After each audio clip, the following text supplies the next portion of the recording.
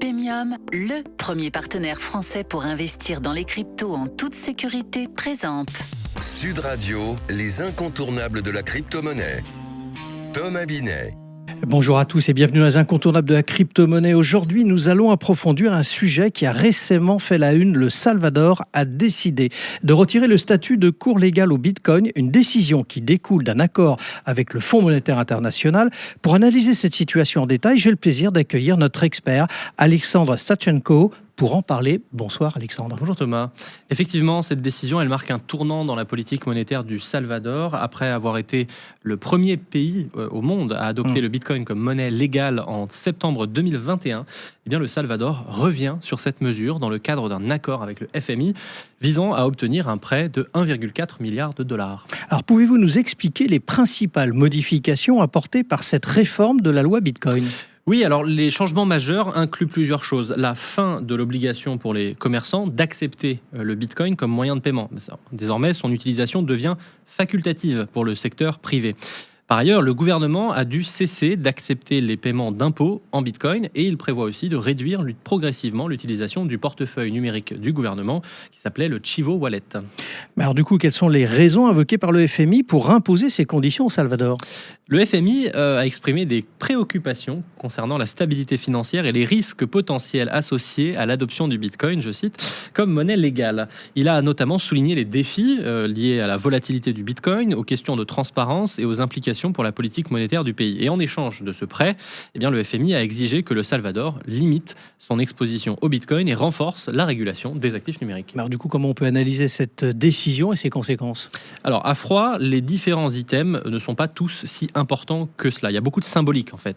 Le Chivo Wallet, par exemple, il était déjà largement critiqué pour sa fonctionnalité, disons, douteuse, et même philosophiquement, parce qu'il n'est pas recommandé d'utiliser le portefeuille proposé par un gouvernement. Il en existe beaucoup d'autres. L'arrêt du cours légal, donc l'obligation d'accepter le Bitcoin, c'est aussi une concession facile pour le président du Salvador, Nayib Bukele, parce qu'en effet, de facto, bien qu'obligatoire, les commerçants ne respectaient déjà pas la règle. Donc, de toute façon, cela n'aura pas de grand effet. Au contraire, ce sera même plutôt une conséquence positive de revenir à l'essence de Bitcoin, c'est-à-dire la liberté de l'accepter ou non. Beaucoup de Bitcoiners, d'ailleurs, verront tout cela même plutôt d'un bon œil. Alors, à vous entendre, on a l'impression que ce n'est pas si grave que cela. Alors, à l'inverse, il y a d'autres items qui sont quand même beaucoup plus problématiques. L'intervention du FMI sur la politique d'investissement du gouvernement, accessoirement une des plus réussies du monde, puisque la plus-value est quand même substantielle, ou encore l'arrêt de la collecte des taxes en Bitcoin, et bien évidemment, et aussi le renforcement de la surveillance et de la régulation, tout cela, c'est un dépassement de fonction qui est injustifiable et d'ailleurs d'une dureté importante par rapport à la politique interne d'un pays souverain, le Salvador.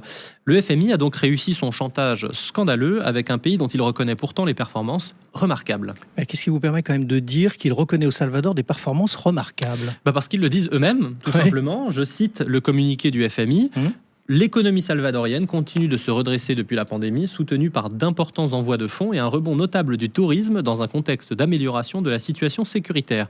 Dans le même temps, le déficit du compte courant a continué de se réduire, l'inflation a encore diminué, également soutenue par la baisse des prix mondiaux des matières premières, et la situation budgétaire continue de s'améliorer très progressivement. Les récentes opérations de gestion du passif ont considérablement réduit les besoins de financement à court terme dans un contexte de forte réduction des spreads souverains. Désolé pour le vocabulaire technique. Bon, effectivement, ça ne ressemble pas à un sermon, tout ça, Alexandre. Eh bien non, ça ne ressemble pas du tout à un sermon, c'est même plutôt une louange. Et pourtant, malgré tous ces signaux positifs, le Fonds monétaire international a fait du rejet de Bitcoin une condition sine qua non des négociations. Car c'est cela qui choque le plus, in fine. On a connu le FMI beaucoup plus tolérant avec des pays bien plus dispendieux, mal gérés, ou encore d'ailleurs dictatoriaux, que ce soit au Chili, au Zaïre, en Roumanie sous Ceausescu, et bien d'autres. Une position donc injustifiée et démesurée qui démontre l'hostilité franche du FMI, l'hostilité d'ailleurs, ou peut-être la peur. Merci Alexandre pour votre analyse.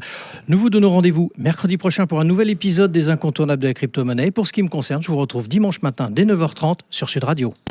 Sud Radio, les incontournables de la crypto-monnaie.